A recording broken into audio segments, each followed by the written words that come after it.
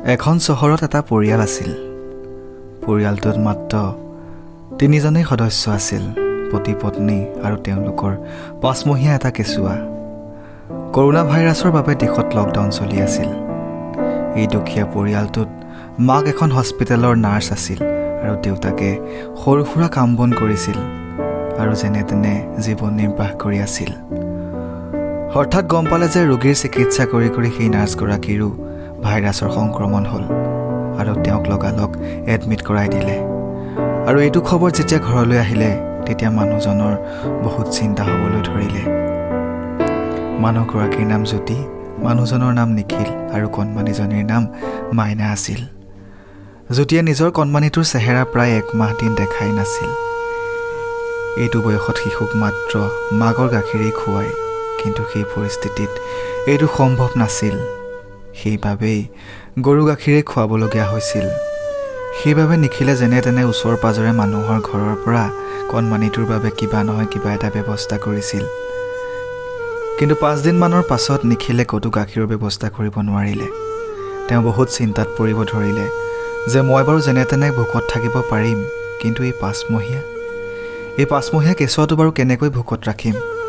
এটা দিন যেনে তেনে পাৰ হ'ল আৰু দ্বিতীয় দিনা কেঁচুৱাটো শুৱাই থৈ বহুত আশাৰে নিখিল ঘৰৰ পৰা বাহিৰলৈ ওলাই গ'ল আৰু বহুতৰে দৰজা ঢকিয়ালে, কিন্তু ক'তোৱে গাখীৰ নাপালে। নিখিলে ইফালৰ পৰা সিফালে ঘূৰি ফুৰোঁতে সি এখন ডাঙৰ হোটেল দেখা পালে। ভিতৰত কেৱল মালিক আৰু কৰ্মচাৰীহে আছিল। ভিতৰলৈ প্ৰৱেশ নিষেধ আছিল। ছাৰ, মোৰ কেঁচুৱাটোৰ 5 মাহ হৈছে, কালিৰ পৰা একো খোৱা নাই, ভোকত আছে, অনুগ্ৰহ কৰি অলপমান গাখীৰ দিয়কচোন। হোটেলৰ মালিকজনে বিশ্বাস কৰা নাছিল আৰু নিখিলক ক'লে, আমাৰ ওচৰত একো নাই, আপুনি ঘৰলৈ যাওকগৈ আৰু বাহিৰলৈ নোলাব। নিখিলে কেঁচুৱাটোৰ ফটো দেখালে আৰু গোটেই ঘটনাটো বিৱৰি ক'লে আৰু মালিকজনে তেতিয়া ক'লে, গাখীৰ আছে, কিন্তু 150 টকা লাগিব। নিখিলৰ ওচৰত মাত্ৰ 200 টকাহে আছিলগৈ। আৰু এইটোৱেই আৰু কিমান দিন চলিব লাগিব ঠিক নাই। নিখিলে ভাবিলে যে বৰ্তমান আজিৰ কাৰণে যেনে তেনে হ'লেই হ'ব, কালিলৈৰ বাবে পাছত চিন্তা কৰিম। এটা দিন যেনে তেনে পাৰ হ'ল, খাবলৈ বনাবলৈ একোৱেই নাছিল, কৰিবনো কি। 5 দিনা আকৌ কেঁচুৱাটো শুৱাই থৈ হাতত সেই 50 টকাটো লৈ বহুত আশাত কেঁচুৱাটোৰ বাবে গাখীৰ বিচাৰি ওলাই গ'ল নিখিল। বহুত চেষ্টা কৰিলে, কিন্তু ক'তো একো নাপালে। অৱশেষত আকৌ সেই হোটেলখন পালেগৈ আৰু দৰজাখন ঢকিয়ালত মালিকজন বাহিৰলৈ ওলাই আহিল আৰু নিখিলে ক'লে, ছাৰ, মোৰ লগত 50 টকাহে আছে, আপুনি অনুগ্ৰহ কৰি গাখীৰ অলপ দিয়কচোন। মালিকজনে একো নিদিলে আৰু গালি পাৰি নিখিলক তাৰ পৰা খেদি পঠালে। নিখিল হতাশ হৈ তাৰ পৰা গুচি আহিল। ৰাস্তাত গৈ থাকোঁতে ভগৱানক এটাই প্ৰাৰ্থনা কৰিছিল যে, হে ভগৱান, আজি এজন দেউতাকে তোমাৰ আগত ভিক্ষা খুজিছোঁ, নিজৰ বাবে নহয়, অন্ততঃ অকণমানি কেঁচুৱাটোৰ বাবে। এনেকৈ কৈ নিখিল ৰাস্তাৰ মাজতে আঁঠুকাঢ়ি বহি পৰে আৰু কেঁচুৱাটোৰ কথা ভাবি দুচকুৰে পানী নিগৰি আহে। বিচাৰি দিবানে মোৰ দেউতাই, শোকত যদি বিষাই বুকু, তুমিও কান্দিবানে দেউতাই, জীৱন যদি হয় ভাগৰুৱা, জিৰাব দিবানে অ দেউতা, অ দেউতা, খোজা খোজা তুমি মোৰ ছায়া। নিখিল আকৌ উঠে আৰু আগলৈ আগবাঢ়ি যায়। ৰাস্তাৰ কাষতে নিখিলে দেখিলে যে এখন সৰু চাহ বিস্কুটৰ দোকান খোলা আছিল। দৌৰি গৈ দেখে যে তাত কেইজনমান আৰক্ষী বিষয়াই চাহ খাই আছিল। প্ৰথমতে নিখিলৰ ভয় লাগিছিল যে লকডাউনত বাহিৰ ওলাইছোঁ, ধুলাই খাবলগীয়া নহয়তো, আৰু থানালৈ লৈ গ'লে কি হ'ব, ঘৰত কেঁচুৱাটো অকলে আছে। তথাপিও সাহস কৰিলে আৰু দোকানীজনক কঁপি কঁপি ক'লে, দাদা, মোক অলপ সহায় লাগিছিল। দোকানীজনে তেতিয়া ক'লে, দাদা, লকডাউনত বাহিৰলৈ ওলাব নালাগে, আপুনি নাজানে নেকি? নিখিলে ক'লে, দাদা, মোক অলপ গাখীৰ লাগিছিল, সেইকাৰণে মই ঢপলিয়াই ফুৰিছোঁ। দোকানীজনে আকৌ ক'লে, চাওক দাদা, এয়া চাহ কেৱল আৰক্ষীসকলৰ কাৰণেহে বনাইছোঁ। এওঁলোকে দিনে ৰাতিয়ে আমাৰ বাবে কষ্ট কৰিছে, সেইকাৰণে সম্পূৰ্ণ নিয়মৰ মাজেৰে এওঁলোকৰ বাবে চাহ বনাইছোঁ।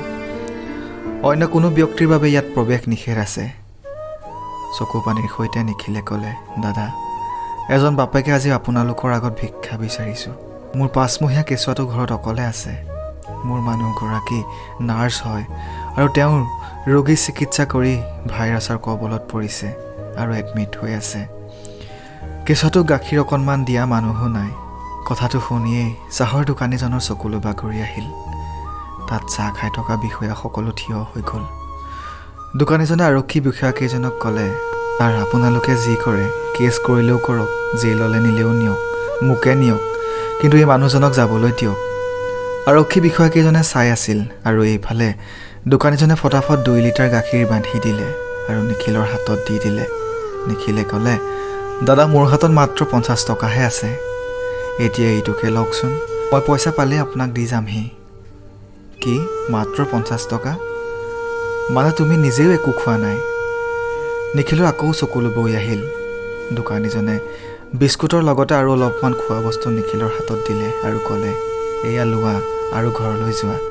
ঘৰৰ পৰা ওলাই ক'তো নাযাবা। আৰু শুনা, এই গাখীৰ যদি শেষ হৈ যায় মোক ফোন কৰিবা, মই নিজেই তোমাক দি আহিমগৈ। নিখিলে দোকানীজনক ধন্যবাদ দি ঘৰলৈ যাব লওঁতেই তাত থকা আৰক্ষী বিষয়াকেইজনে ক'লে, ৰ'ব 1 মিনিট, আপুনি লকডাউনৰ নিয়ম ভংগ কৰিছে, এনেকৈ আপোনাক যাবলৈ দিব নোৱাৰি। আৰক্ষী বিষয়াকেইজনে গাড়ীখনৰ পৰা কিবা অলপ লৈ আহে। নিখিলে ভাবিলে আৰক্ষীজনে চাগে কেছ লিখিব খুজিছে, কিন্তু এনেকুৱা নহয়। বিষয়াজনে নিজৰ পকেটৰ পৰা 1000 টকা উলিয়াই নিখিলৰ হাতত দি ক'লে, এইটো থৈ দিয়া, তোমাৰ কামত আহিব। নিখিলে বিশ্বাস কৰিব পৰা নাই এয়া তাৰ লগত কি হৈছিল।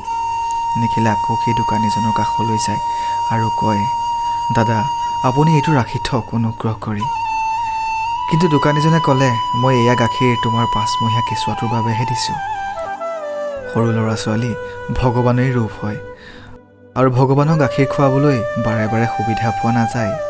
এই পুণ্য কামকণ মোক কৰিবলৈ দিয়া। তেতিয়া আৰক্ষী বিষয়াজনে ক'লে, এতিয়া ঘৰলৈ যোৱা আৰু বাহিৰ নোলাবা। এইটো মোৰ নম্বৰ লোৱা, 2 দিন পাছত মোক ফোন কৰিবা, মই গৈ গাখীৰ দি আহিমগৈ। বিষয়াজনে আগলৈ ক'লে যে তোমাৰ পত্নীৰ তুলনাত আমি একোৱেই নহয়, তেওঁ সঁচাকৈ এগৰাকী যোদ্ধা হয়। নিখিলে মনতে ভাবি আছিল যে কোনে কয় ভগৱান নেদেখে বুলি। এয়া যে সহায় কৰি আছে সেয়া মানুহৰ ৰূপত সঁচাকৈ ভগৱানেইটো হয়। নিখিল ঘৰ পালেগৈ আৰু নিজৰ কেঁচুৱাটোৰ সুখৰ চকুলোৰে গাখীৰ খোৱালে। বন্ধু বান্ধৱীসকল, এতিয়া আপোনালোকলৈ এটা প্ৰশ্ন যে প্ৰকৃততে ধনী কোনজন? ডাঙৰ হোটেলৰ মালিকজন, নে চাহৰ দোকানীজন, নে কৰ্তব্যৰত সেই আৰক্ষী বিষয়াজন? ভাবক আৰু নিজৰ অন্তৰৰ পৰা ইয়াৰ উত্তৰ আমাৰ কমেণ্ট বক্সত দিয়ক। আৰু যিমানটো সম্ভৱ হওক বিপদত পৰা ব্যক্তিক সহায় কৰিবলৈ চাব। ধন্যবাদ দিয়ক ভগৱানক যে তেওঁ আপোনাক দিয়াৰ শাৰীত ৰাখিছে, খোজাৰ শাৰীত নহয়। ধন্যবাদ।